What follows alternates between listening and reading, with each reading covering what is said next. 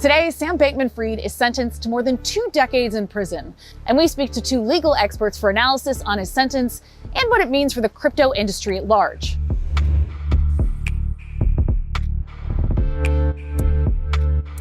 Welcome to CNBC's Crypto World. I'm Mackenzie Sigalos. Outside the courthouse where Sam Bankman Fried was just sentenced over the multi-billion-dollar fraud that he oversaw at FTX. We'll talk all about that in just a bit, but first, let's take a quick look at crypto markets.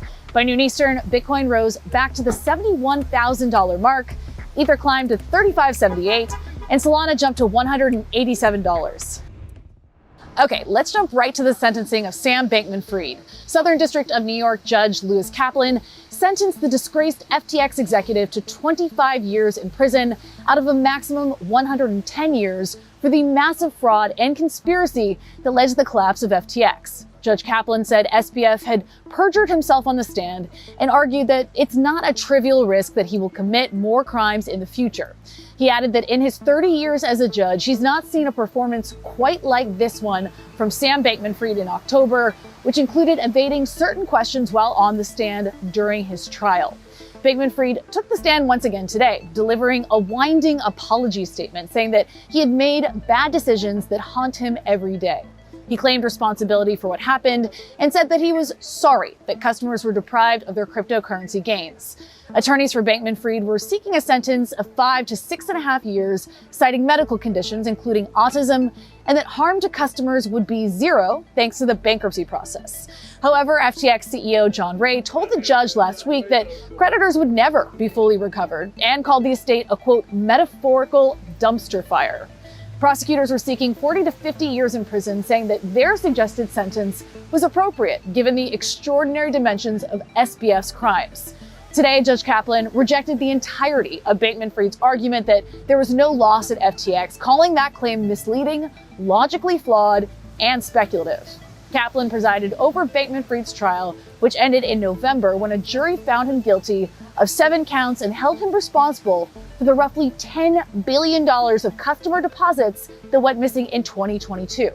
SBF's parents didn't speak to reporters as they left the courthouse post-sentencing, but shortly thereafter, a family spokesperson issued a statement saying that they're heartbroken and will continue to fight for their son.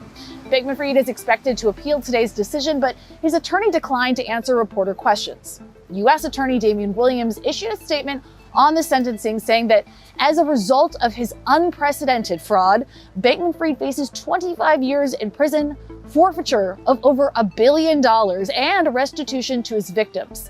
Today's sentence will prevent the defendant from ever again committing fraud and is an important message to others who might be tempted to engage in financial crimes that justice will be swift and the consequences will be severe.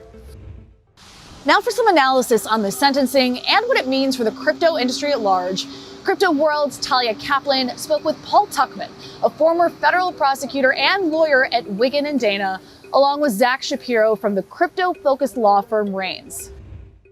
Paul, you're a former federal prosecutor with experience prosecuting and defending fraud investigations here in New York. You served as an assistant U.S. attorney for the U.S. Attorney's Office for the Eastern District of New York for more than a decade. So given your experience, I want to start off by asking, what do you think about Sam Bankman Fried's sentence? Were you expecting 25 years? His lawyers were seeking a sentence of 5 to 6.5 years.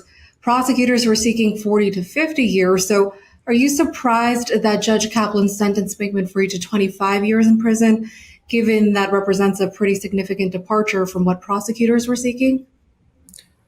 Yes, frankly, I am a little bit surprised based upon the demeanor and the rulings that Judge Kaplan made during the trial, as well as the arguments the prosecutors made.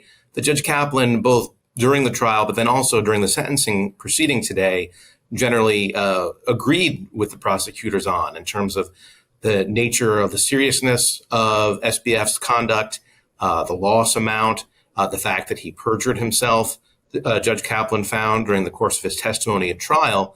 In light of all of those findings that Judge Kaplan made, I frankly found it a little surprising that the sentence was not a bit, at least a bit higher. Certainly not necessarily the 40 to 50 years that the prosecutors were seeking, but 25 years was on the low end of what I was expecting going into the sentencing hearing today, and then particularly, as I said, after Judge Kaplan reached those findings about the perjury and about the loss amount. So, Paul, expanding on that, today Bankman Fried took the stand and had a remorseful tone, quite the contrast from his testimony during his trial. Bankman Fried claimed responsibility for the collapse of FTX and said he was sorry that customers were deprived of their crypto gains. So do you think those comments on the stand today played into his sentence at all? It's important to note, though, that this morning, Judge Kaplan increased the sentencing guidelines range for Bankman Fried to a maximum possible sentence of 110 years after finding that he had committed perjury at his trial and knowingly obstructed justice. So it sounded from the get-go that he wasn't going to be lenient.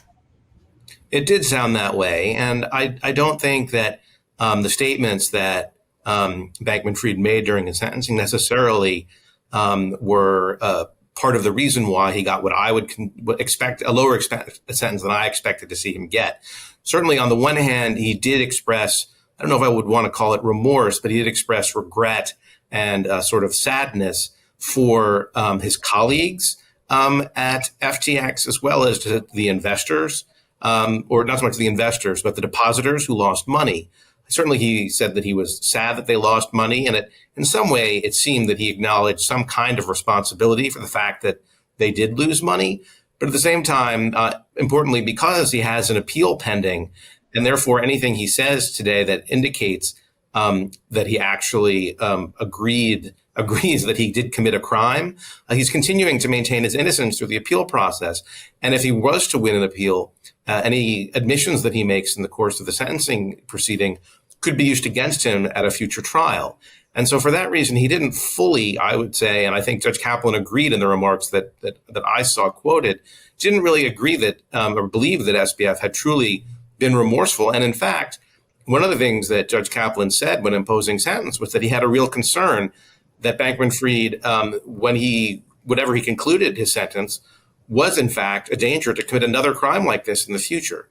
And certainly if the statements that SBF made at sentencing to the judge, if those had been successful in the goal of truly showing remorse, that I certainly don't think Judge Kaplan would have reached that conclusion during the sentencing hearing today. So, Zach, what's your reaction to Bankman Fried's sentence? Today, Judge Kaplan rejected SBF's argument that there was no loss at FTX, calling the claim misleading, logically flawed, and speculative. Based on everything that happened in the courtroom today, were you expecting 25 years? And do you think the victims will think this sentence is appropriate and fair?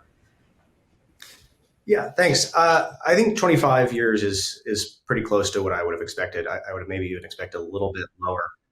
The way federal sentencing works in criminal cases is judges have to start by calculating a guidelines-based sentence using an elaborate formula. Those guidelines used to be mandatory in terms of what judges had to sentence people for. Now it's just a starting point. But when you deal with crimes that have big numbers involved, whether that's a large quantity of drugs or in this case a large amount of money that's gone missing, the end output of those guidelines tends to be a really large number. And so it's not surprising the judge would do a downward departure from the guidelines calculation. And that really puts the sentence into a question of what would the judge, Judge Kaplan's case, think is fair. And we're talking about a white collar crime here, right? A bad white collar crime, a really big white collar crime, a brazen one. But if you look at murder sentences in gang trials in the Southern District of New York, those are often in the 20 to 25 year range. And so I'm not surprised that Sam Bankman-Fried didn't get a 40 or 50 year sentence. I do think that his and his lawyer's performance today were pretty bad. His lawyer, Mark Buchesi, really painted him as sort of a hero of some sort, called him a beautiful puzzle, pointed out his veganism, called him, he read like a Talmudic scholar. And I think that really maybe missed the point in terms of how much damage he caused. Of course, there were losses. The fact that the FTX made some lucky venture investments that were able to make creditors whole as of the bankruptcy, notably not in crypto terms, but in the bankruptcy terms, I don't think absolved him of any of the crimes. The fact that he seems to have perjured himself on the stand also certainly didn't help. And the fact that when Sam testified himself today, he was more focused on the facts of what happened than showing contrition to the victims, I think also didn't help. So I think 25 years is a harsh sentence. I think it was in the expected range, but I think that this is just And what I hope is, I think a lot of the crypto community was skeptical of what sentence he would get. They thought he might get an unreasonably low, maybe below 10-year sentence, and that justice wouldn't be done. And, there were frankly a lot of conspiracy theories about that. And I think that, it's good to show the crypto community that justice does work, at least in this case. You are, in fact, a crypto-focused attorney. So in what ways do you see this case being a template for the crypto space at large? U.S. Attorney Damian Williams issued a statement saying that today's sentence sends an important message to others who might be tempted to engage in financial crimes that consequences will be severe. Do you think that message will resonate with those thinking of defrauding crypto investors from here on out? Yeah, I think so. Last time we spoke about this, I mentioned that I think this is really more a story about old school fraud than it is about crypto itself. I think there's one way in which that's not true, which is that the crypto community, I think, has to learn this lesson every couple of years, that the whole ideal behind crypto is creating open source, trustless systems where you can see, using a blockchain or similar tool, where funds are, what the mechanisms are to secure funds, and who has permissions to move those funds. And that obviously doesn't work when you just trust a third party, in this case, FTX. But there are other examples, famously Mt. Gox in the early days of crypto, one of the early Bitcoin exchanges. When you trust someone with your crypto assets, they can move it, right? And we're talking about digital bearer instruments that are easily stolen. So I think, insofar as this is an important lesson to the broader crypto community, maybe it's less towards the people who would commit fraud. I mean, I think this is no different than any other large criminal case in that respect.